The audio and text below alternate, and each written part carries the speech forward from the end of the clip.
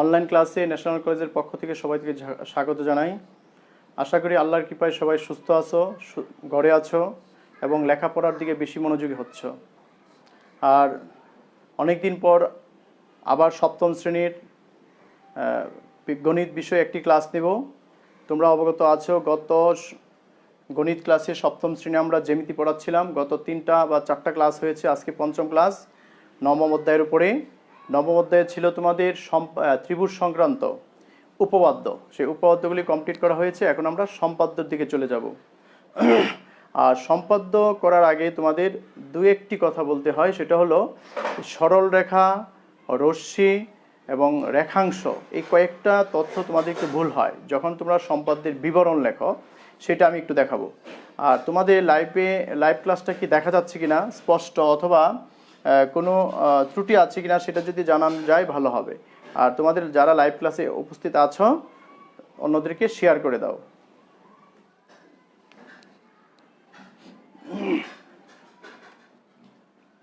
আচ্ছা, তো সর্বপ্রথম জ্যামিতির সরল রেখাটা কি সেটা যদিও আগে বলা হয়েছে তোমাদের প্রথম সেমিস্টারে, তারপর আবার একটু স্মরণ করে দিব যে সরল রেখা হচ্ছে যে বিন্দু, যে রেখাটা দুই দিকে তীর চিহ্ন, এরকম দুই দিকে তীর চিহ্ন থাকে, মানে দুই পাশেই সে বর্ধিত হতে পারে, এক পাশে নয়, সেটা হলো সরল রেখা বা শুধু রেখা, সরল রেখা।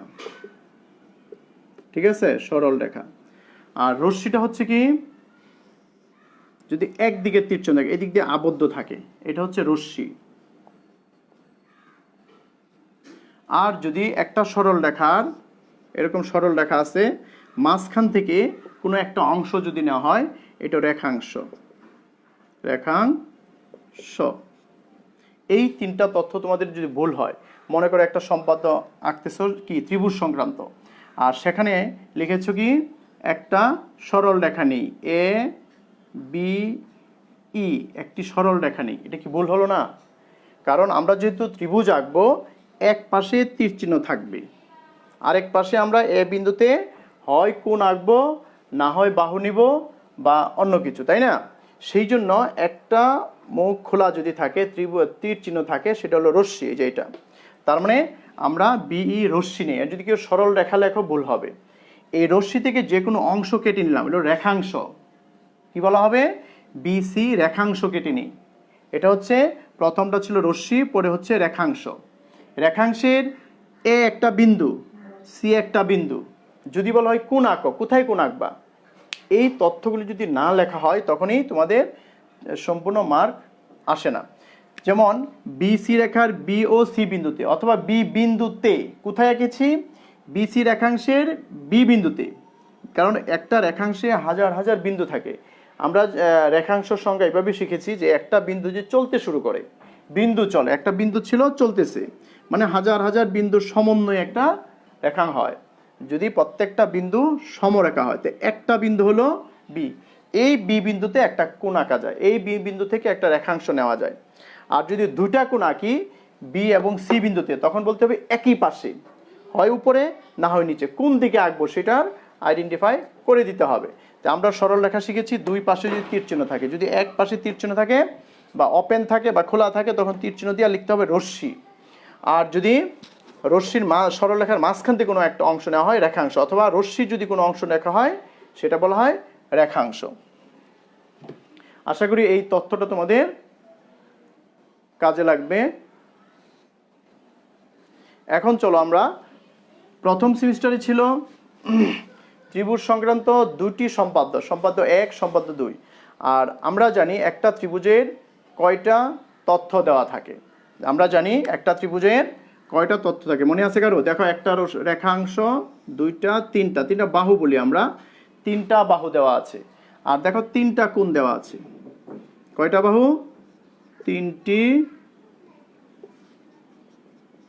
বাহু ও 3টি কোণ।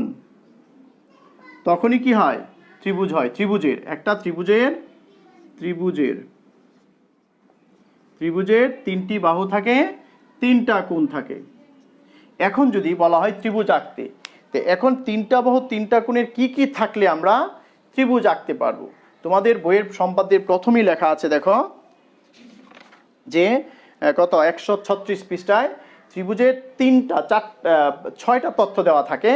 6টা তথ্যের মধ্যে কি কি আছে, যে 1 নাম্বার হলো ত্রিভুজের 3টি বাহু যদি থাকে ত্রিভুজ আঁকা যায়। ত্রিভুজ আঁকা যায় কিভাবে? ত্রিভুজ অঙ্কিত হয় বা অঙ্কন করা যায় বা ত্রিভুজ তৈরি হয়, আঁকা যায় লিখি। ত্রিভুজ আঁকা যায় কয়টা উপায়ে? 6টা উপায়। একটা হলো 3টি বাহু যদি থাকে, 3টি বাহু থাকলে ত্রিভুজ আঁকা যায়। 3টি বাহু, একটা ত্রিভুজের 3টে বাহু, সম্পাদ্য একে আছে সেটা আমরা আগে অঙ্কন করেছি। 2 নাম্বার বলা আছে 2টি বাহু একটি কোণ।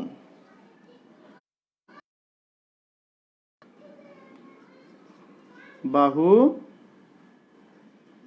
ও 2টি বাহু যদি হয় তাদের মধ্যবর্তী কোণ থাকতে হবে। যেমন দেখো এই বাহু আর এই বাহু যদি দেওয়া থাকে এর মধ্যবর্তী কোণ থাকতে হবে, এই জন্য বলা হয় অন্তর্ভুক্ত কোণ। অন্তর্ভুক্ত কোণ, এটা হলো 2 নাম্বার কথা, যা তোমরা সম্পাদ্য 2 নাম্বারে শিখেছ, যে 2টি বাহু অন্তর্ভুক্ত কোণ যদি থাকে। এখন যদি বলা হয় উল্টাটা, যে 2টি কোণ তার একটি বিপরীত বাহু। 3 নাম্বারটা যদি বলি উল্টাটা, 2টি কোণ ও এর বিপরীত বাহু। এর বলতে কি, যে কোনো একটি বাহুর বিপরীত বাহু। বিপরীত বাহু, দেখো এটা তাতেও কি ত্রিভুজ আঁকা সম্ভব। যদি দেওয়া থাকে 2টি কোণ একটি বাহু, সম্পাদ্য 2-এ পড়ানো হয়েছে।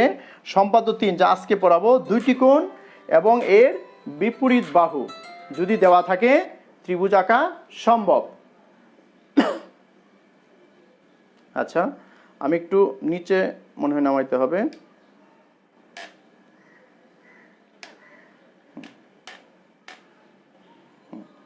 আচ্ছা, কি পেলাম? 2টি কোণ এর বিপরীত বাহু যদি দেওয়া থাকে ত্রিভুজ অঙ্কন করা সম্ভব। ক্লিয়ার? আর আরেকটা তথ্য হলো, এটা হলো 3 নাম্বার। এরকম 6টা তথ্য দেওয়া আছে, যে 2টি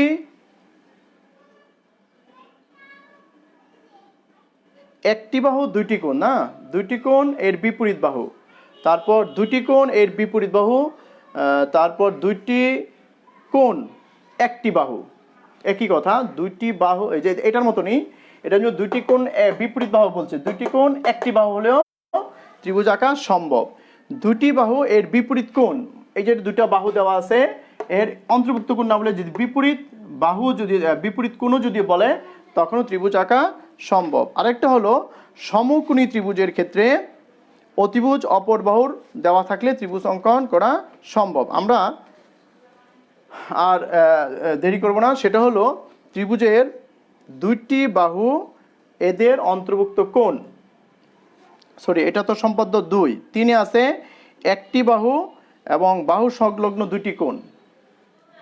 একটি বাহু ও বাহু সংলগ্ন 2টি কোণ যদি থাকে তখনও কি ত্রিভুজ আঁকা সম্ভব। আমরা এখন 4 নাম্বারটা করব, সম্পাদ্য 3-এ আছে। এরকম 5 নাম্বার 6 নাম্বার 6টা পদ্ধতির যে কোনো একটা পদ্ধতি দিয়ে ত্রিভুজ আঁকা সম্ভব। এখন চলো আমরা সম্পাদ্য 3 কিভাবে আঁকবো। প্রশ্নে কি বলছে সেটা কিন্তু আগে খেয়াল করতে হবে, যে ত্রিভুজের একটি বাহু সংলগ্ন 2টি কোণ। এখন কোণের পরিমাণ দেওয়া থাকতে পারে, বাহুর পরিমাণও দেওয়া থাকতে পারে। তো আমি ধরে নিলাম এই সাইডে আঁকি আমরা, যে একটা বাহু 5 সেন্টিমিটার বা 3 সেন্টিমিটার, তুমি স্কেলের সাহায্যে পরিমাণ করে নিতে পারো। একটা বাহু এ এবং এই বাহু সংলগ্ন 2টি কোণ, এই বাহু সংলগ্ন 2টি কোণ আঁকবো আমরা।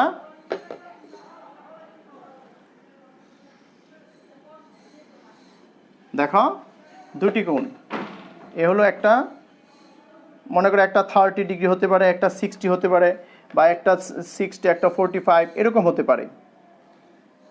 এই দুইটা কোণ দেওয়া আছে, এটা এক্স কোণ, এটা ওয়াই কোণ। একটু ভালো করে খেয়াল করো, আমি দুইটা কোণের বৃত্তচাপ কিন্তু এখনো অঙ্কন করি নাই।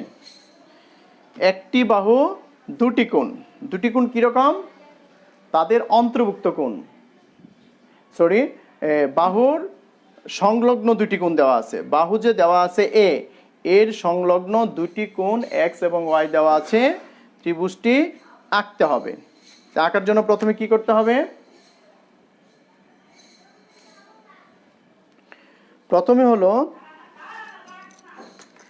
যে কোনো রশ্মি নিতে হবে, রেখাংশ বললে হবে না, যে কোনো রশ্মি, যে কোনো রশ্মি, আমি একটু নিচে আঁকি, তোমাদের বইয়ে যেভাবে আছে সেভাবে আঁকতে পারো, নাম দিতে পারো, অথবা তোমার ইচ্ছা মতো নাম দিতে পারো। যে কোনো রশ্মি বি, রশ্মি হলে কি এই পাশে কি হবে, তীর চিহ্ন দিতে হবে। যে কোনো রশ্মি বিডি, এর বিডি রশ্মি নিলাম, বিডি থেকে এ এর সমান করি, এ এর সমান করে মনে করো পেন্সিল কম্পাস দিয়ে এই থেকে এই পর্যন্ত কেটে নিলাম বি সি অংশ, কার সমান, এ, এখানে লিখে দাও কার সমান নিয়েছি, এর সমান। পেন্সিল কম্পাসের সাহায্যে এই অংশটুকু ধরে এই বি থেকে এটার উপর বৃত্তচাপ আঁকবা, এ হলো এর সমান করে আমরা বিসি অংশ কেটে নিই। এখানে রেখাংশ লিখতেও পারো, শুধু বিসি অংশ কেটে নেই তাও হবে, যদি রেখাংশ মনে না থাকে, তাই না। এখন কি করব, বিসি রেখাংশের বি বিন্দুতে এবং সি বিন্দুতে এক্স কোণ এবং ওয়াই কোণ আছে, দুইটা কোণ আঁকবো। এখন এটাও তোমাদের মনে রাখতে হবে, কোণের সমান কোণ আঁকতে হলে কি করতে হবে, দুইটা তথ্য, একটা হচ্ছে ব্যাসার্ধ, একটা হচ্ছে তোমার বৃত্তচাপ, একটা হচ্ছে ব্যাসার্ধ, একটা হচ্ছে বৃত্তচাপ, একটা হচ্ছে কি ব্যাসার্ধ, দুইটা পরিমাণ নিয়ে আমরা কোণের সমান কোণ আঁকবো। আমি আবার বলি, বিসি রেখাংশের, এটা রেখাংশ কিন্তু, বি ও সি বিন্দুতে বলতে হবে কিন্তু, বিসি রেখাংশের একই পাশে, কারণ আমরা বিপরীত পাশে তো আঁকতে পারি, একই পাশে এক্স কোণ ও ওয়াই কোণের সমান করে যথাক্রমে বলতে হবে। এখন দেখো কোণ আঁকার সময় আমরা কি করব, আমি পেন্সিল কম্পাস দিয়ে আঁকি, যদি এটা বেশি সুন্দর হবে কি জানি না, চেষ্টা করব। যে এই দেখো এখানে কেন্দ্র করে এই বৃত্তচাপ নিলাম, এই বৃত্তচাপ নিলাম, আবার এই একই বৃত্তচাপ এইটাতেও নিয়ে নাও, এই, তাতে তোমার কি সুবিধা হবে, এই একই বৃত্তচাপ এখানে নিয়ে নাও, প্রত্যেকটা বৃত্তচাপ কি সমান, তাতে কি হবে না, এই একই মাপের বৃত্তচাপটা সমান নাও। বৃত্তচাপ সমান নিতে সুবিধা কি, তোমার বারবার পেন্সিল কম্পাস ছোট বড় করতে হবে না। বৃত্তচাপটা কি নিলাম, একবারে সমান, তিনটাই একবারে সমান নিয়ে নিলাম, ক্লিয়ার। যখন আমরা ব্যাসার্ধ আঁকবো তখন দেখো দুইটা দুই রকম হয়ে যাবে, যে এইটার ব্যাসার্ধ যদি আঁকি আমরা, যদি আমরা এইটার ব্যাসার্ধ আঁকি পেন্সিল কম্পাসের সাহায্যে, তখন কি হয় দেখো, নেই, এই তো নিলাম, তাই না, এই সেই এখানে নিব, কারণ বি বিন্দুতে হলো সি কোণ, এই সি কোণ, একটু দেখো ভালো করে খেয়াল করো, এই ব্যাসার্ধ, এটা হলো ব্যাসার্ধ, আগে নিছি বৃত্তচাপ কার সমান, এই এক্স এর সমান, তার মানে দুইটা অংশ দেখো, তার মানে এক্স কোণের ব্যাসার্ধটা এখানে নিয়ে নিলাম, ওয়াই কোণের ব্যাসার্ধটাও সে একইভাবে নিব। দেখো একটু ভালো করে খেয়াল করো, একটু বড় হবে এটা, এই কোণটা একটু বড়, এই বড় নিলাম, সেই একই মাপের এখানে ধরে এই বৃত্তচাপ আঁকছি, ক্লিয়ার।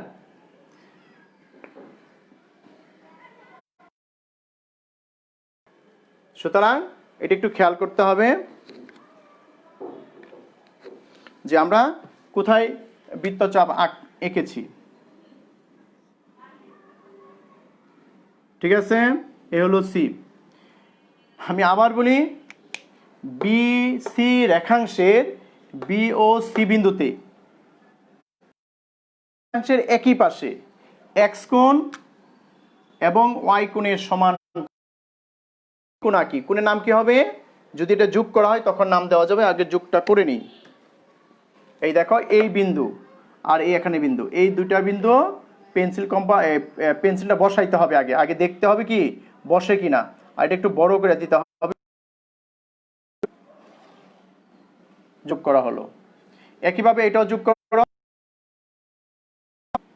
এটাও কি যোগ করে নাও।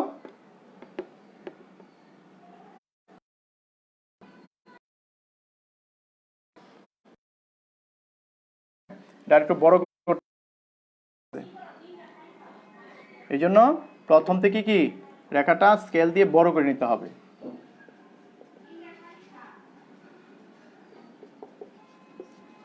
আচ্ছা, আবার একটু বলি।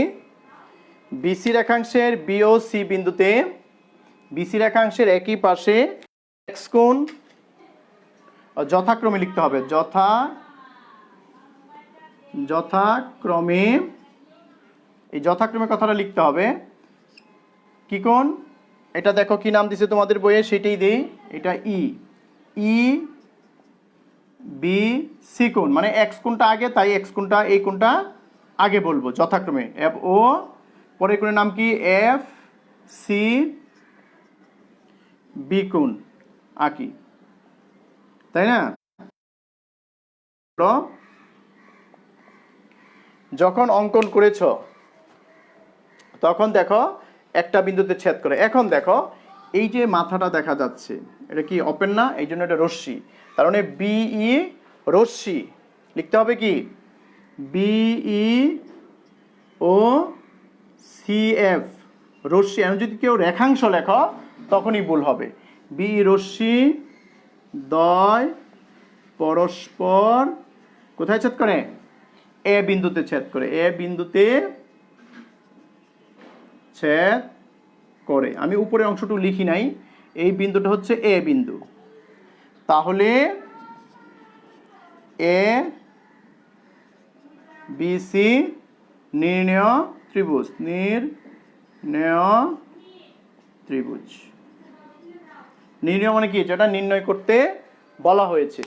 আশা করি তোমরা অবশ্যই বুঝতে পেরেছ। দুইটা দেখো, এই যে দেখো দুইটা রশ্মির নাম ই এফ পরস্পর এ বিন্দুতে ছেদ করে। যে দুইটা কোণ কিভাবে অঙ্কন করা হয়, দুইটা কোণ যখন আঁকবা একই মাপের ব্যাসার্ধ নিবা, একই মাপের ব্যাসার্ধ নিবা, ক্লিয়ার না? সরি, একই মাপের বৃত্তচাপ, একই মাপের বৃত্তচাপ। এই সি বিন্দুতে বৃত্তচাপ একই, বি বিন্দুতে বৃত্তচাপ একই, কিন্তু যখন ব্যাসার্ধটা নেওয়া হয় এই ব্যাসার্ধর মাপে এখানে নিবা, এটা এক্স আঁকবা, এটা হলো ওয়াই কোণ। তাহলে আমরা এবিসি নির্ণেয় ত্রিভুজ পাবো। আর বর্ণক্ষেত্রে অবশ্যই এখানে বিসি রেখাংশের একই পাশে বিওসি কে কেন্দ্র করে কোণ ও ওয়াই কোণ এর সমান করে যথাক্রমে, এই যথাক্রমে কথাটা লিখতে হবে, যথাক্রমে, মানে কারণ এক্স কোণের সমান হচ্ছে এটা, ওয়াই কোণের সমান হচ্ছে এটা। এদিকে একটু খেয়াল রাখলেই তুমি 4 এ 4 পেয়ে যাইবা। আশা করি সবাই সম্পাদ্যটা বুঝতে পেরেছো, যে সম্পাদ্য তিনি একটি বাহু দুইটি কোণ ছিল, একটি বাহু দুইটি কোণ ছিল। আমি আজকে দুইটি সম্পাদ্য অঙ্কন করে দেখাবো, কারণ সম্পাদ্য কিছুটা সহজ, তাই না? সম্পাদ্য 4, সম্পাদ্য 4।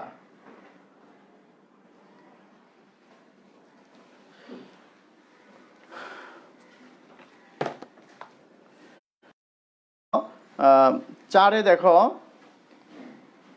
কোন ত্রিভুজের দুইটি কোণ, এখনো বলছি কিন্তু ত্রিভুজের দুইটি কোণ, আর ওই জায়গায় ছিল একটি বাহু, এখানেও একটি বাহু কিন্তু বিপরীত বাহু, দুটি কোণ বিপরীত বাহু, দুটি কোণ বিপরীত বাহু দেওয়া আছে, তখনও ত্রিভুজ আঁকা সম্ভব। সেটা কিভাবে করব? সে আগের মতনই দুইটা কোণ আঁকবো আর একটা বাহু আঁকবো, বাহুটা হলো বিপরীত। আমরা এখানে আঁকি, একটু উপরে আঁকি, এ হলো, ঠিক আছে? আর দুটা কোণ,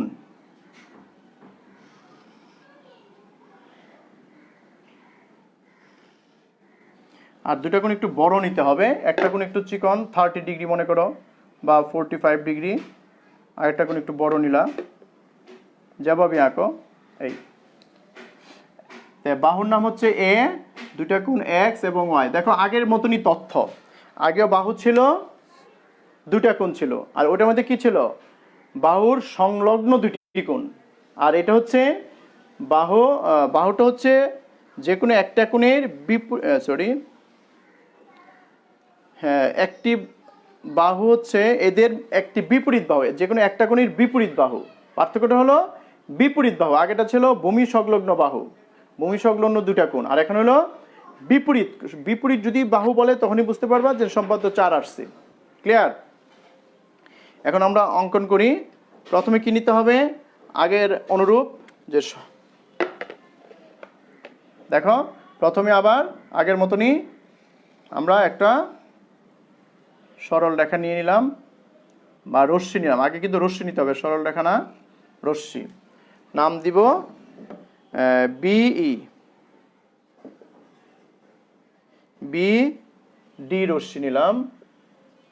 বিডি রশ্মি থেকে এ এর সমান করে, বিডি রশ্মি থেকে এ এর সমান করে, এই যে এ এর সমান করে বিসি অংশ কেটে নিই, এই যে এ এর সমান করি। ঠিক আছে, বিডি রশ্মি থেকে এ এর সমান করে বি সি অংশ কেটে নিই। এখন কি করব, বিসি রেখাংশের বি ও সি বিন্দুতে আগে এক্স কোণ আঁকছি বি বিন্দুতে, ওয়াই কোণ আঁকছি সি বিন্দুতে। এখন কিন্তু সেটা করলে হবে না, কি করতে হবে, বি বিন্দুতে এবং সি বিন্দুতে এক্স কোণ শুধু আঁকতে হবে, এক্স কোণ আঁকতে হবে।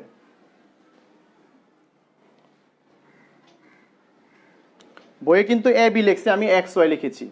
এখন কোনটা কিভাবে আঁকবো সে আগের মতনই দেখো। আচ্ছা, আমি বাহুটা একটু রশ্মিটা একটু বড় করে নিলে ভালো হবে। তোমরা কিন্তু এগুলো বাহুটা রশ্মিটা একটু বড় করে নিও। আচ্ছা, এখন দেখো কোণের সমান কোণ আঁকে কিভাবে, আগেরটাও দেখাইছে আবার দেখাচ্ছি আমি, একটু ভালো করে খেয়াল করো। এই এখানে কেন্দ্র করে একটা বৃত্তচাপ, সেই একই মাপের অনুরূপ কোণ আঁকতে হবে। এটা এই যে বৃত্তচাপ, এখানেও বৃত্তচাপ, আমরা তিনটা কোণ একসাথে আঁকতেছি। প্রথম হলো বৃত্তচাপ, ক্লিয়ার? তারপর কি নিব, ব্যাসার্ধ। এই ব্যাসার্ধ ধরে দেখো একটু বড় আঁকতে হবে, এই ব্যাসার্ধ। এখান থেকে আমরা এই ব্যাসার্ধ, এখান থেকে আমরা এই ব্যাসার্ধ আঁকলাম। ক্লিয়ার? দেখো ব্যাসার্ধ আঁকা কিন্তু খুবই সহজ। বৃত্তচাপ, ব্যাসার্ধ দুইটা অঙ্কন করে কোথায় ছেদ করছে, ওই ছেদবিন্দুটা আমরা এখন যোগ করে দিব। দেখো এই যে এইটা যোগ করব, এইটা যোগ করব, এই দুটা কিন্তু অনুরূপ কোণ হয়। যে একই রেখার উপর যদি পাশাপাশি সামনাসামনি দুইটা কোণ আঁকা হয় সেটা কি অনুরূপ কোণ। এই বিন্দুকে স্কেল ধরতে হবে, দেখো এই যে এইভাবে যোগ করতে হবে, তারপর যোগ করে দাও। স্কেল বসতে হবে বিন্দুতে, আগে তোমার এই যে এই ফুটার সাথে মিলছে কিনা আগে দেখতে হবে, যে বারবার এবার মিল করতে হবে, তারপর তুমি স্কেল দিয়ে দাগ দিয়ে দাও। এখন দুইটা কোণের নাম দিতে হবে, এটা দাও এফ, অবশ্যই তীর চিহ্ন হবে কারণ ওপেন করা আছে। এটা দাও ই। ক্লিয়ার?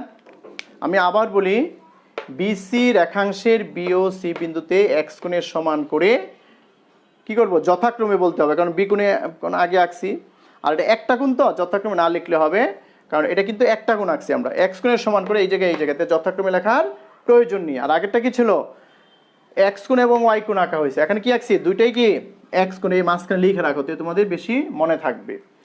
ক্লিয়ার? বুঝতেছ? কই কেউ তো নাই। তার কিভাবে আঁকছি, প্রথমে ব্যাসার্ধ, তারপর বৃত্তচাপ, এই যে এইটুকু সমান। আচ্ছা, এখন কি করব, এখন ওয়াই কোণ কোথায় আঁকবো, ওয়াই কোণ আঁকবো সিই রশ্মির উপর।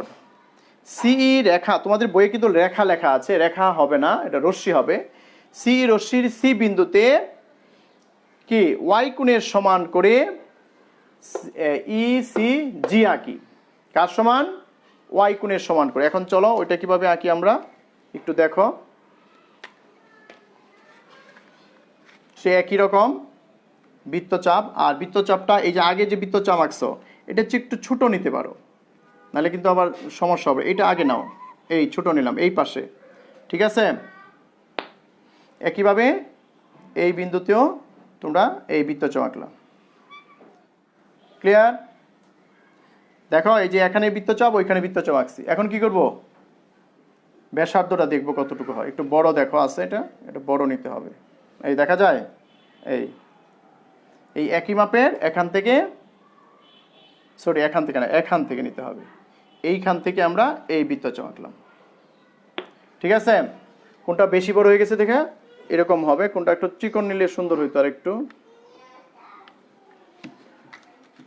বুঝতে পারছো কিনা বলো, যে আমরা কোথায় কিভাবে কোণ আঁকছি। এই যে দেখো সি বিন্দুতে সি এফ সিই রশ্মির উপর ওয়াই কোণের সমান করে এফ সি জি আঁকি। তার মানে কি এটা যোগ করতে হবে, যোগটা করে নেই।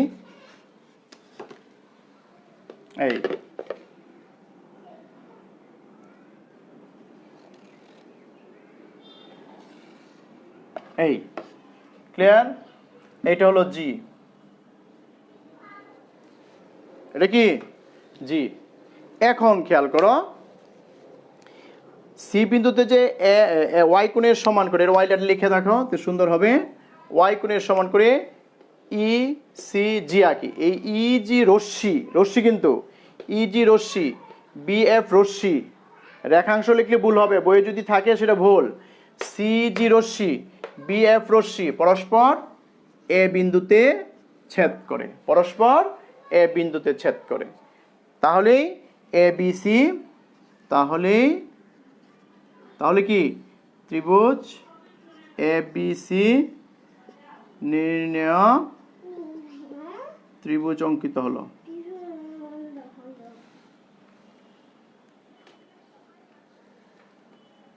ত্রিভুজ হলো, ঠিক আছে। আশা করি এই সম্পাদ্যও তোমরা বুঝতে পেরেছ। সম্পাদ্য 3, 4 দুটোর মধ্যে পার্থক্য কি? 3-এও 2টা কোণ দেওয়া আছে, 4-এও 2টা কোণ দেওয়া আছে। 3-এও একটা বাহু দেওয়া আছে, 4-এও একটা বাহু দেওয়া আছে। কিন্তু 3-এ বলা আছে ভূমি সংলগ্ন যে 2টা কোণ, সেই কোণের বাহু দেওয়া আছে, ভূমি সংলগ্ন বাহু।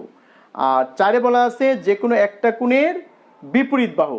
সুতরাং এখানেই কিন্তু তোমাদের পার্থক্য। এই পার্থক্যটা যদি না বুঝো, 3 আসলে 4 দিবা, 4 আসলে 3 দিবা, এরকম যেন না হয়। যে একটা হচ্ছে বিপরীত বাহু, যে কোনো একটা কোণের বিপরীত বাহু, 2টা কোণ একটা কোণের বিপরীত বাহু আছে, সম্পাদ্য 4, তখন চিত্রটা এরকম হবে। আর যদি ভূমি সংলগ্ন কোণ হয়, বাহু হয়, তখন কিন্তু সহজ। সুতরাং আজকে এই পর্যন্ত আমি শেষ করতে চাচ্ছি। তোমাদের সম্পাদ্য 4 এবং 3 করা হয়েছে। আগামী ক্লাসে বাকি আরও যদি থাকে সম্পাদ্য তোমাদের ওইগুলি কমপ্লিট করে দিব। জ্যামিতি শেষ করে আমরা বীজগণিতে চলে যাব। একটা অধ্যায় শেষ করে তারপর আরেকটা করলে ভালো হয়। সুতরাং তোমরা যারা এখনো ক্লাসে একেবারেই 7-এ ক্লাস দেখা হয় না স্টুডেন্টরা, আশা করি ক্লাসগুলি দেখবে। জ্যামিতি কিন্তু সবচেয়ে ইম্পর্টেন্ট, সবচেয়ে সহজ, যা পরিবর্তন আসে না। কিন্তু বীজগণিত পাটিগণিত অনেক পরিবর্তন আসে। এই জন্য আমি বলবো জ্যামিতির দিকে একটু মনোযোগী হও। ভবিষ্যতে 8 অথবা 9, 10-এ তোমাদের জন্য অনেক উপকারে আসবে। সবাই সুস্থ থাকো, ভালো থাকো, ঘরে থাকো, লেখাপড়ার দিকে মনোযোগী হও। খুদা হাফেজ, আসসালামু আলাইকুম।